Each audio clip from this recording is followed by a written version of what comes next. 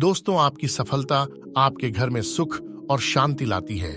आपका हमेशा मुस्कुराता हुआ, हमेशा खुश और स्वस्थ जीवन आपको सबसे अच्छी खुशी देता है और आपको इस दुनिया का सबसे खुश इंसान भी बनाता है।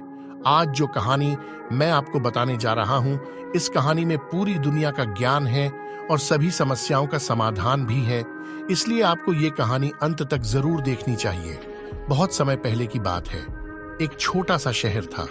उस नगर में एक बहुत धनवान सेठ रहता था।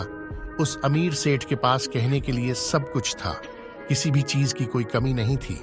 उस अमीर सेठ ने अपने जीवन में कई बड़े मुकाम हासिल किए थे। उन्होंने अपने जीवन में कई सफलताएं हासिल की।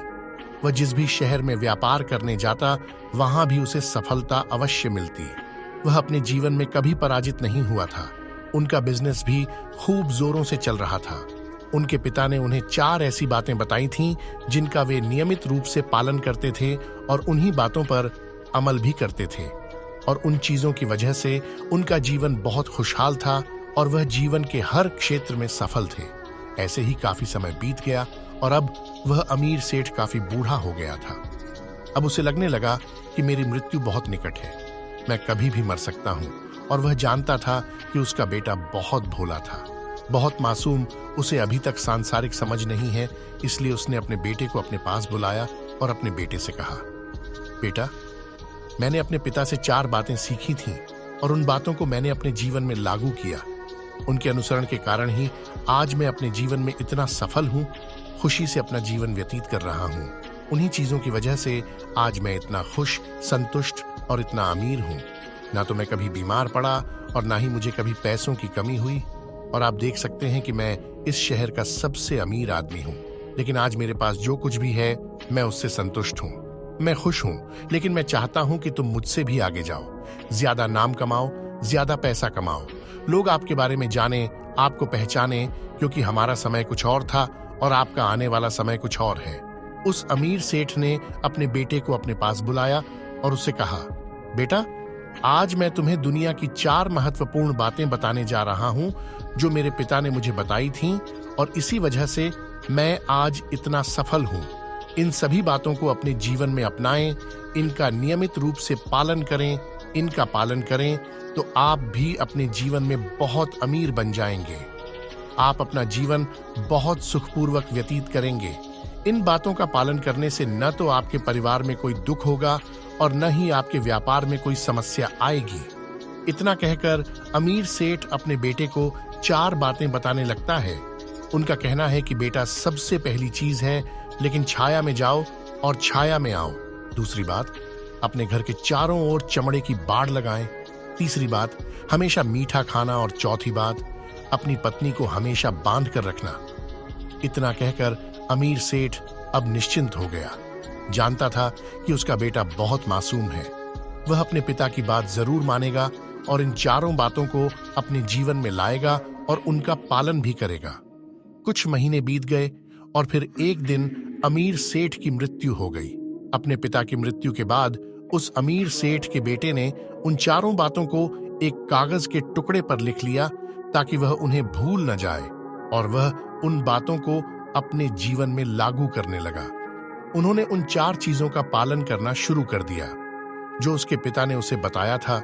छांव में जाकर और छांव में आकर उसने अपने घर से दुकान तक पूरे रास्ते में तंबू लगवा लिया, क्योंकि उसके पास बहुत पैसा था और उसे रोकने वाला कोई नहीं था।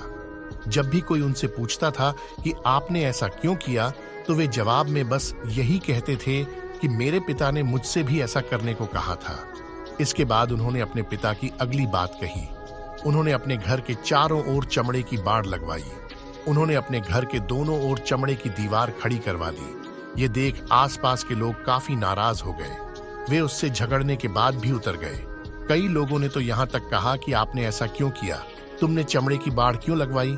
चमड़े से बहुत दुर्गंध आती है और इससे हमें कष्ट होता है, इसे आज ही बाहर निकालो। लेकिन कोई भी उसका कुछ नहीं बिगाड़ सका, क्योंकि उसके पास बहुत सारा पैसा था। इसलिए अधिक समय तक कोई भी उसका विरोध नहीं कर सका और उसने भी मन बना लिया था कि वह अपने पिता की सभी बातें पूरे मन से मानेगा। तीसरी बात जो उनके पिता ने उनसे कही वह थी भोजन को मीठा करना। जिसके कारण वह हर रोज अपनी पत्नी के लिए खाने के लिए कुछ न कुछ मीठा जरूर बनाता था। कभी सेवियां, कभी खीर, कभी हलवा तो कभी मिठाई। ये सब हमेशा खाता रहता था।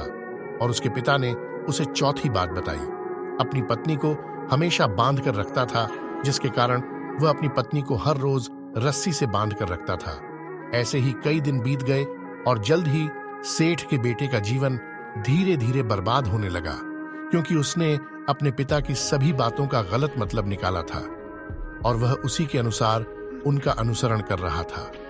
कुछ ही समय में उनका बड़ा कारोबार ठप होने लगा।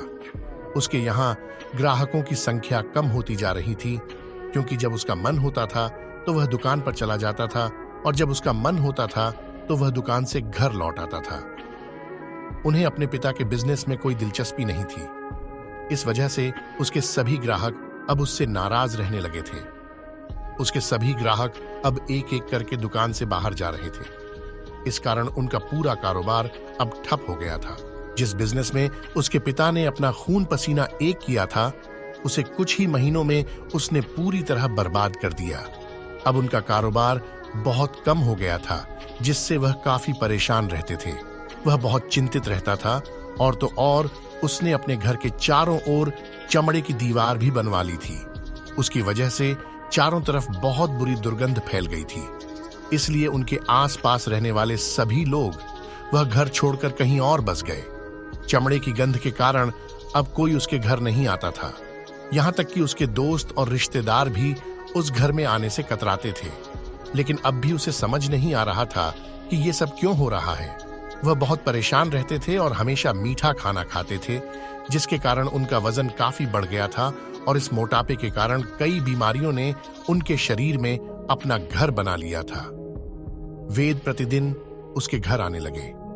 इन कारणों से अब उसका पैसा भी इन चीजों में बर्बाद होने लगा और उसने अपने पिता की चौथी बात मानी। वह अपनी पत्नी को बांध कर रखता था, जिसके कारण उसकी पत्नी उससे नाराज हो गई और वह घर छोड़कर अपने मायके आ गई। उसने अपनी पत्नी को समझाने की कोशिश की। अनेक उपाय किए गए, परंतु उसकी पत्नी नहीं मानी। और वैसे भी कोई स्त्री ऐसे पुरुष के साथ क्यों रहना चाहेगी जो उसे अनावश्यक रूप से बांध कर रखता हो। कुछ ही समय में सेठ के बेटे का पूरा जीवन बर्बाद हो गया। उसके पास कोई व्यवसाय नहीं बचा था, कोई पैसा नहीं था, कोई पत्नी नहीं थी, कोई रिश्तेदार नहीं था जो पैसे के लिए उसके आसपास मंडराते रहते थे। इसके अलावा अब उसकी तबीयत भी ठीक नहीं रहती थी, जिसके कारण वह काफी परेशान रहने लगा था। बहुत परेशान हो रहा था।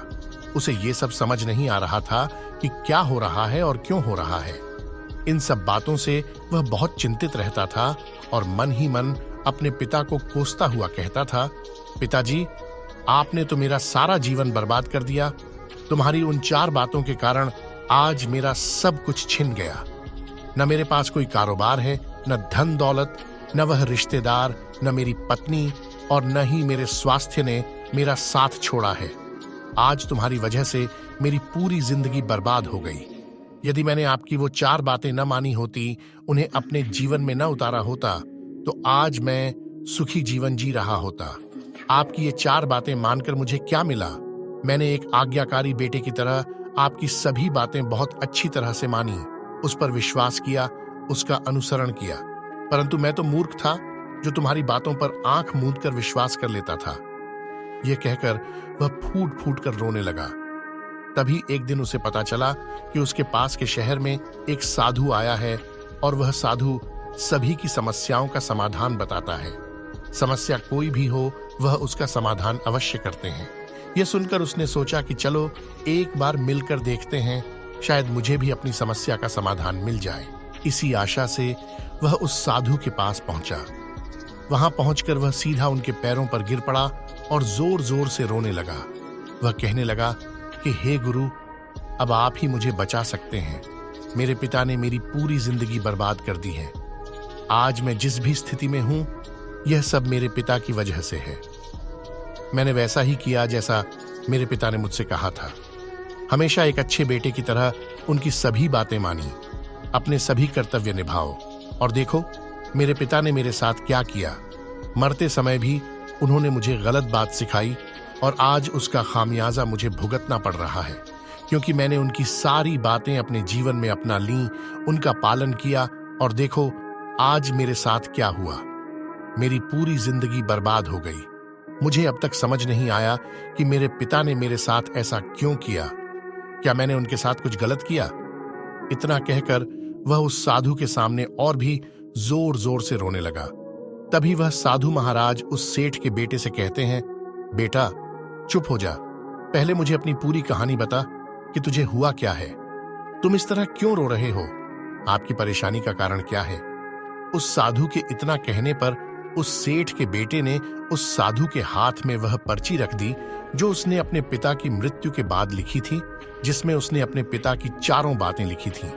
उस साधु ने पर्ची उठाई और उसे पढ़ना शुरू कर दिया, और पढ़ते ही वह जोर जोर से हंसने लगा, और वह उस सेठ के बेटे से कहता है, तुम कितने मूर्ख हो। तुम्हारे पिता ने तुम्हें दुनिया का सारा ज्ञान दिया, लेकिन तुम उसे समझ नहीं सके।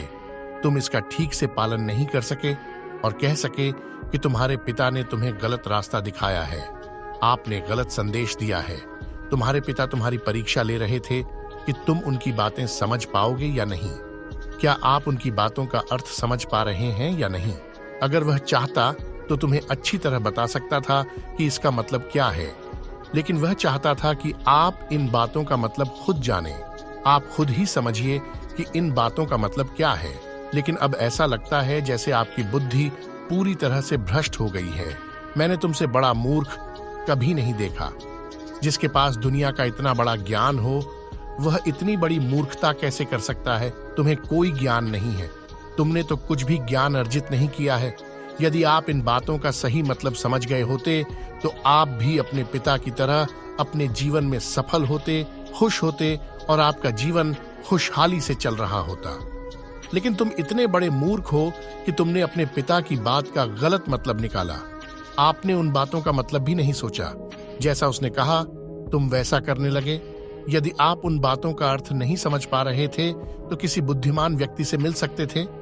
आप उससे उस बात का मतलब निकाल लेते। लेकिन जैसा तुमने अपने पिता की इन बातों को समझा है, इसका मतलब वैसा नहीं है। इस पर वह कहते हैं, धनवान सेठ का बेटा, हे स्वामी, आप कहना क्या चाहते हैं? क्या मैं अपने पिता की बातें ठीक से नहीं समझ पा रहा हूं? और क्या यह वैसे भी समझने लायक है? उन्होंने सब कुछ साफ साफ बता दिया था और मैंने भी उन्हें उसी तरह अपनी जिंदगी में अपना लिया। तो फिर मैंने क्या गलत किया है? इस पर गुरु एक बार फिर मुस्कुराने लगे और उस सेठ के बेटे से बोले, बेटे, ये जो बातें लिखी हैं, इन बातों के पीछे बहुत गहरा अर्थ है जो तुम समझ नहीं पाए। इसीलिए तुमने यह मूर्खता की और इसीलिए तुमने अपना पूरा जीवन बर्बाद कर दिया। लेकिन अभी तक कुछ नहीं हुआ। आपके पास अभी भी काफी समय है। आप चाहें तो अभी से कड़ी मेहनत करके भी अपने जीवन में एक बार फिर से सुख समृद्धि हासिल कर सकते हैं। इस पर सेठ का बेटा कहता है, ठीक है, मुझे उन 4 बातों का मतलब समझाओ। आखिर उन 4 बातों का मतलब क्या है? इस पर साधु सेठ के बेटे से कहता है, तुम्हारे पिता ने तुमसे कहा था कि तुम छाया में काम करने जाओ और छाया में ही वापस आओ। इसका मतलब है कि आप सूर्योदय से पहले दुकान पर पहुंचें और सूर्यास्त के बाद ही घर वापस आएं, जिससे आपको दुकान पर ज्यादा से ज्यादा समय मिलेगा। आप उस काम को अच्छे से समझ पाएंगे, आप उस काम को अच्छे से कर पाएंगे, आप उस काम को बढ़ाने में अपने दिमाग का इस्तेमाल कर पाएंगे और अपने काम में प्रगति कर पाएंगे। लेकिन आपने इसका गलत मतलब निकाल लिया। आपने अपने घर से लेकर दुकान तक ऐसा टेंट लगवा रखा है जिससे आप छाया में आ जा सकें। अब आप ही बताएं, क्या आपको अपने पिता की इन बातों का सही मतलब समझ आया? यह सुनकर सेठ का बेटा जोर जोर से रोने लगा और बोला, हे गुरु, यह मेरी गलती थी। मैंने अपने पिता की इन बातों का गलत मतलब निकाला और इसी वजह से आज मैं पूरी तरह बर्बाद हो गया हूं। मैं सबसे बड़ा मूर्ख था। मेरे पिता ने मुझे इतना महत्वपूर्ण ज्ञान दिया था, लेकिन मैंने उस हीरे को पत्थर समझ लिया। आगे वह सेठ का बेटा उन गुरुवर से कहता है कि गुरुवर, दूसरी बात क्या है, उसका अर्थ क्या है? आगे शिक्षक दूसरे बिंदु का अर्थ समझाते हुए कहते हैं कि चमड़े की बाड़ लगवा लो। इसका मतलब है कि आप अपने घर में कुत्ता या बिल्ली पालें। जब आप अपने घर में कुत्ता बिल्ली पालेंगे तो यह आपके घर की हर तरफ से रक्षा करेगी, जिससे आपका धन पूरी तरह से सुरक्षित रहेगा और आप निश्चिंत होकर दुकान पर ध्यान दे पाएंगे। आप निश्चिंत होकर दुकान के काम को समझ सकेंगे और आगे बढ़ सकेंगे। इसके अलावा आपके मन में कभी भी यह डर नहीं रहेगा कि कोई चोर आकर मेरी संपत्ति चुरा लेगा। चमड़े की बाड़ लगवाने का असली मतलब यही है, लेकिन आपने तो चमड़े की बाड़ लगवाने का मतलब ही निकाल लिया। तुमने अपने घर की दोनों दीवारों को पूरी तरह से चमड़े से भर दिया है, जिससे चारों ओर दुर्गंध फैल गई है। आपके आसपास के पड़ोसी भी अपना घर छोड़कर कहीं और चले गए। यहाँ तक कि आपके दोस्त, आपके रिश्तेदार भी उस दुर्गंध के कारण आपके घर आने से कतराने लगे थे। और अब हालत ऐसी हो गई है कि न तो कोई आपके घर आता है और न ही जाता है, और इसी कारण से लोग आपको नापसंद करने लगे, और यही आपके विनाश का कारण भी है। आगे सेठ का बेटा कहता है, हे गुरु, ये सब तो ठीक है, लेकिन इस भोजन को मीठा करने के बारे में क्या मैंने इसका गलत मतलब निकाल लिया है? मैं अपने पिता के कहे अनुसार प्रतिदिन मिठाइयां खाता था, और आज देखता हूं कि मेरा शरीर कितना भारी हो गया है, जिसके कारण अनेक प्रकार की बीमारियों ने मुझे घेर लिया है। क्या मैं भी इसे गलत समझ रहा था? इस पर साधु उस सेठ के बेटे से कहता है, हाँ, तुमने इस बात का भी गलत मतलब निकाला है। मिठाई खाने का मतलब यह है कि जब भी तुम्हें तेजी से भूख लगे तभी खाना है, पहले या बाद में नहीं। अन्यथा यदि आप भूखे नहीं हैं और आपको भोजन मिलता है तो आप कभी भी उस भोजन की सराहना नहीं कर पाएंगे। वह रोटी आपको कभी मीठी नहीं लगेगी। आप कितने भी अद्भुत क्यों ना हो, आप कभी भी उसकी सराहना नहीं कर पाएंगे। आप कभी भी उसकी सराहना नहीं कर पाएंगे। उसका आदर करो। लेकिन जब कोई व्यक्ति बहुत भूखा हो तो उसके सामने सूखी रोटी भी रख दो तो भी वह काफी होगी। पंचमेल से कम नहीं। वह प्रेम से खाता है, आदर करता है और वह रोटी पाता है मिठाई।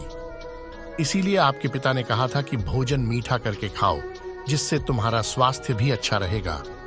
क्योंकि जब कोई व्यक्ति भूखा होता है और उस समय वह खाता है तो यह उसके लिए अमृत के समान होता है, और जबकि भूख नहीं लगती और वह ऐसे समय पर खाता है, उसके लिए यह जहर के समान है। वह उसे बहुत नुकसान पहुंचा सकता है। लेकिन आपने भी इसे गलत तरीके से लिया। आपने रोज मीठा खाना शुरू कर दिया, जिसके कारण आपका वजन बढ़ने लगा, और इस कारण इतनी सारी बीमारियों ने आपके शरीर में अपना घर बना लिया है, और यह आपको मौत के करीब ले जा रही है। इसलिए आज से आप केवल तभी खाना खाएंगे जब आपको बहुत अधिक भूख लगे। इससे आपको बहुत फायदा होगा और आपका शरीर हमेशा स्वस्थ रहेगा। भोजन की आवश्यकता न होने पर भी भूखे रहना, ऐसे समय में कभी भी भोजन न करना आपके लिए बहुत हानिकारक साबित होगा, और यह आपकी तीसरी गलती थी, जिसके कारण आपका पूरा जीवन बर्बाद हो रहा था। आगे सेठ का बेटा कहता है कि आप ही गुरु हैं। चौथी बात बहुत स्पष्ट रूप से लिखी है, अपनी पत्नी को हमेशा बांध कर रखना, तो इसका मतलब कुछ और भी है। क्या मैंने भी इसे गलत समझा है? इस पर साधु कहते हैं, हाँ बेटा, अपनी पत्नी को बांध कर रखने का मतलब यह नहीं है कि आप उसे रोज रस्सी से बांध कर रखें, बल्कि इसका मतलब यह है कि जब भी आप दोनों के बीच आपसी मतभेद हो तो किसी बात पर हाथ न रखें। अनबन होने पर पत्नी, जब तक किसी महिला का पति उसके साथ रिश्ते में रहता है, तब तक वह अपने रिश्ते में बंधी रहती है और अपने रिश्ते को पूरी तरह निभाने के लिए हर संभव प्रयास करती है। और ऐसे समय में अगर किसी महिला के साथ अनबन होती है, आपके बीच कुछ गलतियां हो जाती हैं, और ऐसे समय में आप उस महिला का हाथ नहीं छोड़ते हैं, तो वह आपको कभी नहीं छोड़ेगी। लेकिन इसका मतलब यह भी नहीं है कि आप अपनी पत्नी पर अत्याचार करें, बल्कि आपके पिता को यहाँ यह कहना चाहिए था कि जो भी आपके साथ जुड़ा है, आप उसे रिश्ते में इस तरह बांधें कि वह आपका हो जाए। झगड़ों और तकरार के बाद भी वह आपका कुछ नहीं बिगाड़ सकता। वह आपके साथ कुछ गलत नहीं कर सकता और आपका फायदा नहीं उठा सकता। हमेशा अपने रिश्तों को बांधे रखें, उन्हें खुला न छोड़ें, नहीं तो वे आपके हाथ से फिसल जाएंगे। और हम में से ज्यादातर लोग अपने जीवन में यही गलतियां करते हैं और अपने नए रिश्तों को कभी समय नहीं देते हैं, जिसके कारण उनका रिश्ता उतना मजबूत नहीं हो पाता है, और इसी कारण से वे अपना रिश्ता खो देते हैं। और आपने भी यही गलती की है। तुमने अपनी पत्नी को बांध रखा है, फिर वह तुम्हें कैसे माफ कर सकती है? और यही कारण है कि उसने तुम्हें छोड़ दिया। आपने अपनी पत्नी के साथ जो किया वह माफी के लायक नहीं है। क्योंकि आपने गलत किया है तो जाओ और अपनी पत्नी से माफी मांगो, उसे घर वापस लाओ और ये 4 बातें थीं जो आपके पिता ने आपको समझाने की कोशिश की थी, लेकिन आपने इन सभी बातों का गलत मतलब निकाला और इस वजह से आप पूरी तरह से बर्बाद हो गए। लेकिन आपके पास अभी भी काफी समय है। अगर आप इन सभी बातों का सही से पालन करते हैं तो आप अपने जीवन में वह सब कुछ एक बार फिर से हासिल कर सकते हैं जो आपने खोया है। ये सभी चीजें हमारे जीवन की सभी समस्याओं का समाधान है। आप इन्हें किसी भी तरह से देख सकते हैं। यदि आप सफल होना चाहते हैं तो आपको कड़ी मेहनत करनी होगी। आपको सूरज उगने से पहले ही अपना घर छोड़ देना है और हमेशा सूरज डूबने के बाद ही घर लौटना है, ताकि कोई आपसे धन छीन न ले। आपको अपने रिश्तों को इस तरह बांधना है कि वो रिश्ते आपको परेशान न करें। तुम्हें चोट मत पहुंचाओ, तुम्हारा फायदा मत उठाओ, और जब भी आपको भूख लगे तो हमेशा अच्छा और स्वास्थ्यवर्धक भोजन करें, ताकि आपको जो भी सांस मिले उससे आप खुशी से रह सकें और अपने रिश्तों को हमेशा के लिए बनाए रख सकें। इन्हें खुला न छोड़ें, नहीं तो ये आपके हाथ से फिसल जाएंगे और आपके घर में कुत्ता या बिल्ली जरूर होगी, ताकि आपका पैसा हमेशा सुरक्षित रहे। इन सभी बातों को अपने जीवन में अपनाने के बाद आप अपने जीवन में एक बार फिर से सब कुछ पा सकते हैं। आपने आज तक क्या खोया है, और हो सकता है कि आप और भी आगे बढ़ सकें। आप और भी अधिक समृद्धि प्राप्त कर सकते हैं, अपने जीवन को सुखी और समृद्ध बना सकते हैं। इतना कहकर ऋषि शांत हो गए और सेठ के बेटे को भी अपनी सारी गलतियां समझ आ गईं। उसने उस गुरु को प्रणाम किया और अपने घर वापस लौट आया। उन्होंने उन 4 चीजों को अपने जीवन में उतारा, उनका बिल्कुल पालन किया। तभी से उनके जीवन में सकारात्मक प्रभाव दिखाई देने लगे। वह एक बार फिर अपना बिजनेस खड़ा करने में सफल रहे। वह एक बार फिर अपनी पत्नी को घर लाने में सफल हो गया और कुछ ही समय में उसका जीवन सुखी और आनंदमय हो गया। मुझे आशा है कि आपको यह कहानी पसंद आई होगी और आपने इससे कुछ सीखा होगा। आप कहानी के बारे में अपने विचार हमें नीचे कमेंट बॉक्स में कमेंट करके बता सकते हैं। जाने से पहले कृपया वीडियो को लाइक करें और चैनल को सब्सक्राइब करें। नमो बुद्धाय।